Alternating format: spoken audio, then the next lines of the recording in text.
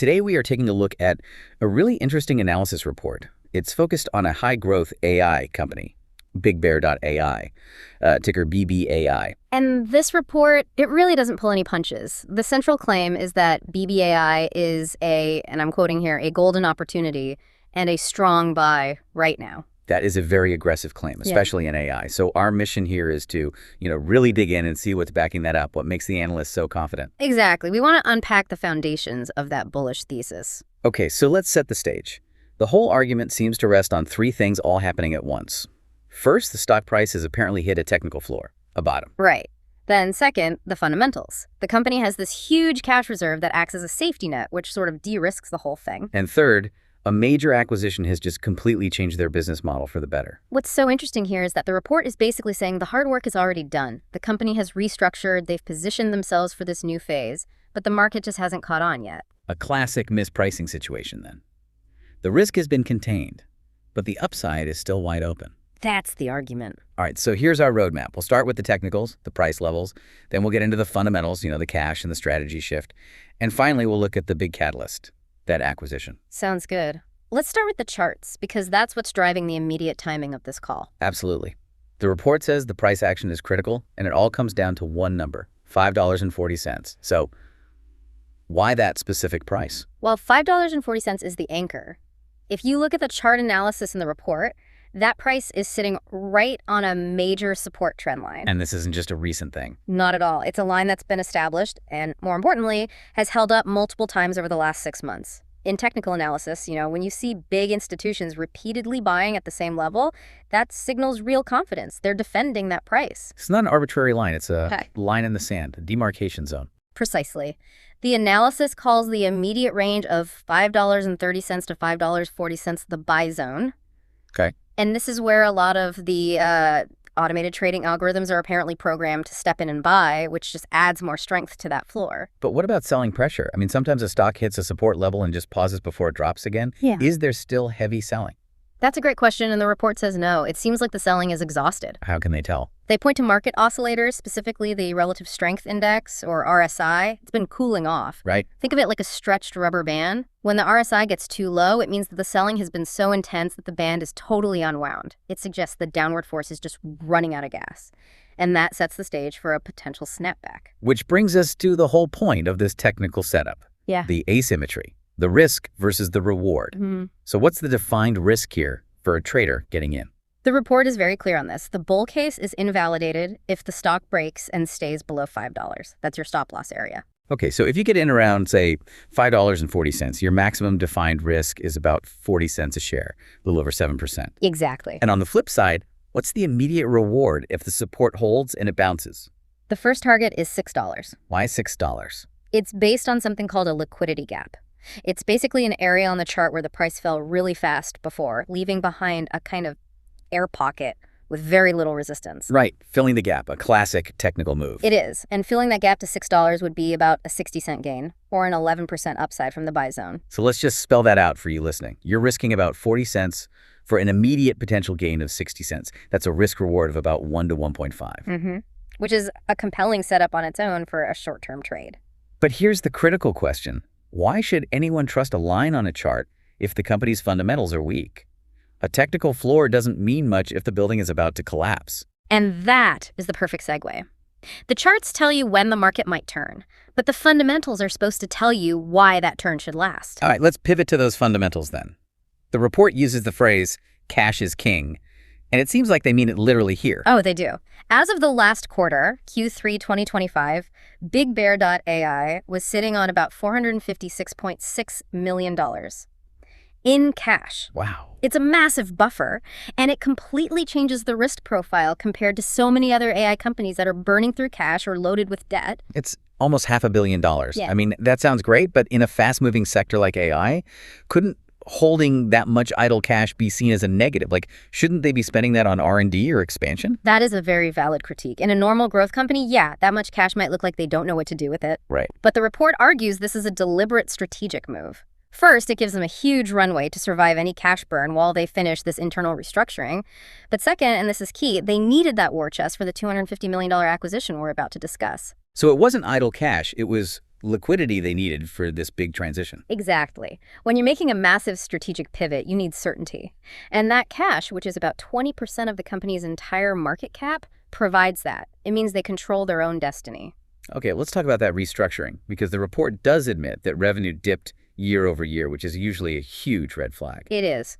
But the analysts frame it as a strategic cleanup. Management was deliberately getting out of low-margin contracts. So they were choosing profitability over just raw revenue numbers. Precisely. Think of it like pruning a tree. You cut off the weak branches so the strong ones can grow better. They were curating their revenue, focusing on quality over quantity. Which means the revenue that's left is the important part of the story. Absolutely. What's left are these sticky, high-value contracts, mostly with the U.S. Army and other defense intelligence agencies. And those are sticky because once you're integrated into a government or defense system, the cost and complexity of switching to a new provider are enormous for both sides.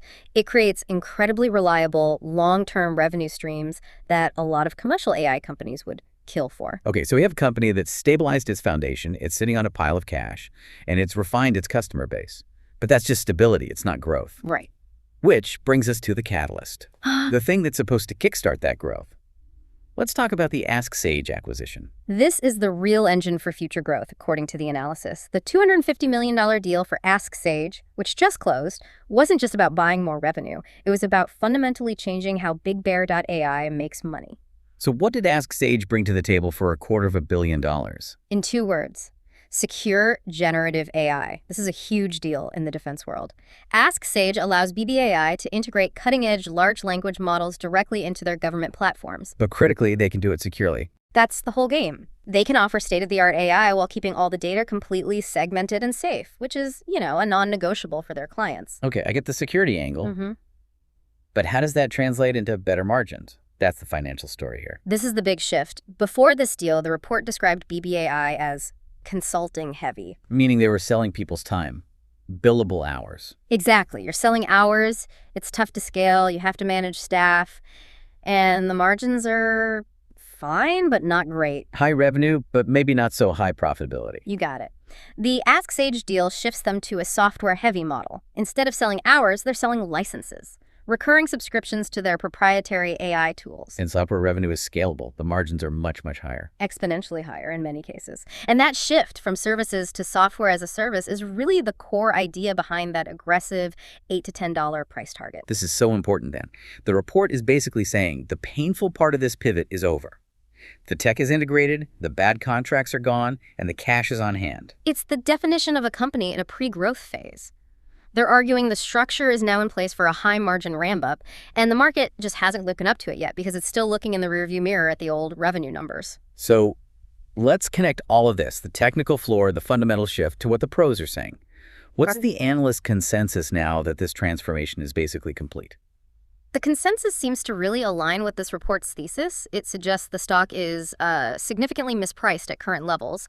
The average price target cited is around 67 cents. Okay, from our technical floor of $5.40, that's an upside of, what, 23%? About that, yeah. A solid potential return just for the valuation to catch up to the current reality. But what about that longer-term golden opportunity forecast, the $8 to $10 range? That's the bull case. The analysts see that as a possibility by mid to late 2026. And that forecast depends entirely on them successfully executing that shift to the high-margin software model we just talked about. They see BBAI as a unique AI defense contractor then. We do. One that deserves a premium valuation compared to its more commercial-focused peers. I have to play devil's advocate, though. Analysts are almost always optimistic. Are they just ignoring the fact that this stock has been incredibly volatile for the last couple of years? The report actually touches on that. The analysts acknowledge the transition pain, the revenue dip, the volatility from the M&A costs, all of it. But their conviction comes from BBAI's foothold in the defense intelligence sector. That stable foundation we talked about. Exactly. While other AI companies are in a knife fight for market share, BBAI has this incredibly stable, high-security market that isn't really affected by economic cycles. The market is treating it like a speculative tech stock, when its fundamentals now look much more like a resilient, specialized software company. So let's bring this all together for you, the listener. Let's recap this whole strong buy why argument. I think the key takeaway is the convergence. You have 3 pillars all coming together at the same time. Okay, pillar 1. The technical timing.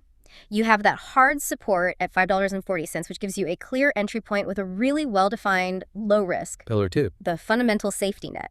That huge cash pile, nearly $500 million, that minimizes the business risk. And then pillar 3, The catalyst for growth. right, the Ask Sage acquisition, which flips the switch from a low-margin service business to a high-margin software business, all within that super sticky government sector. So the analysis concludes that all the pieces for a big rebound are already on the board. The market just needs to, well, wake up and reevaluate the company for what it is now, not what it was a year ago. And as you think about all this, here is our final thought for you, building on what we've seen in the report. Given BigBear.ai's specific focus on secure AI for the defense intelligence sector, just how much is that stickiness of long-term government contracts truly worth? Especially when you compare it to the constant churn and margin pressure of the commercial AI market. That unique secure niche might just be its most valuable asset. That's a crucial point. It's a reminder that a company's specific niche can be far more important than just general market hype, and making informed decisions based on this kind of deep analysis. Well, that's why we do this. Thank you for joining us.